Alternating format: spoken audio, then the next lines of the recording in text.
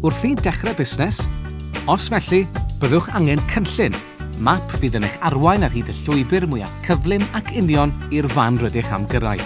Bydd eich cynllun busnes yn cynnwys 6 adran i'ch helpu chi ystyried eich syniadau busnes, gan wneud yn siŵr eich bod wedi ystyried yr holl agweddau a'r posibiliadau cyn i chi gychwyn ar eich taith. Yr adran gyntaf yw'r crynodeb gweithredol. Mae'r adran hon sy'n rhoi trosolwg o'ch busnes yn hanfodol, gan y bydd sawl buddsodwr yn dod i benderfyniad am eich busnes a'r sail hwn yn unig. Mae'n syniad da ysgrifennu'r adran hon ola. Unwaith y byddwch wedi ysgrifennu'r adrannau eraill, bydd yn haws i'w llunio, gan mae crynodeb yw o'r pwyntiau allweddol a nodwyd gennych yn yr adrannau eraill. Felly dechreuwch gyda'ch manylion busnes.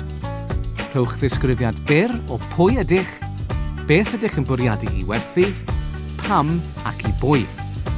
Nodwch leoliad eich busnes, eich gweithwyr allweddol, ynghyd ag unrhyw ragoriaethau eraill sy'n gwneud eich busnes sefyll allan. Ac yn awr, nodwch eich strategaeth gwerthu a marchnata. Dangoswch eich bod wedi gwneud eich gwaith cartre, a'ch bod yn deall eich marchnad darged. Nodwch yn fras pam rydych yn credu y gwnaeth bobl brynu'r hyn rydych am werthu, a rhowch fanylion o'r modd y bwriadwch ei gwerthu.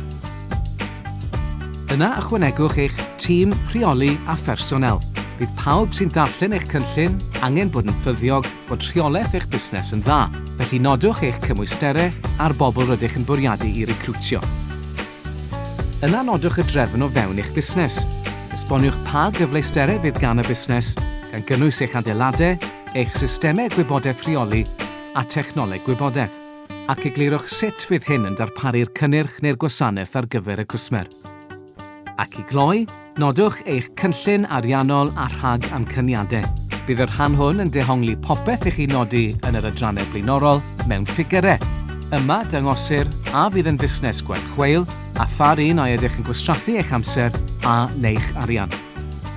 Bydd eich cynllun busnes yn newid wrth eich busnes dyfu. Bydd yn sicrhau eich bod yn canolbwyntio ac yn gwybod pa mor bell rydych wedi cyrraedd a lle ddylech fod, mwyn i chi fedru newid rhywfaint ar eich cyfeiriad os oes angen. A dyma 5 o'n cynghorion pennaf. Byddwch yn gryno. Os yw cymryd amser maith i'w ysgrifennu, mae'n rhy hir i'w ddarllen. Peidiwch bradu geiriau a pheidiwch amalu. Gorau po leia o eiriau a ddefnyddiwch. Byddwch yn realistig. Byddwch yn onest a nodwch pob un o'r heriau sy'n wynebu eich busnes. Defnyddiwch ddeunyddiau gweledol, sef graffiau, siartiau a delweddau gallent oll helpu i greu darlun bywiog o'ch syniad. A byddwch yn greadigol mwyn eich busnes sefyll allan a thynnu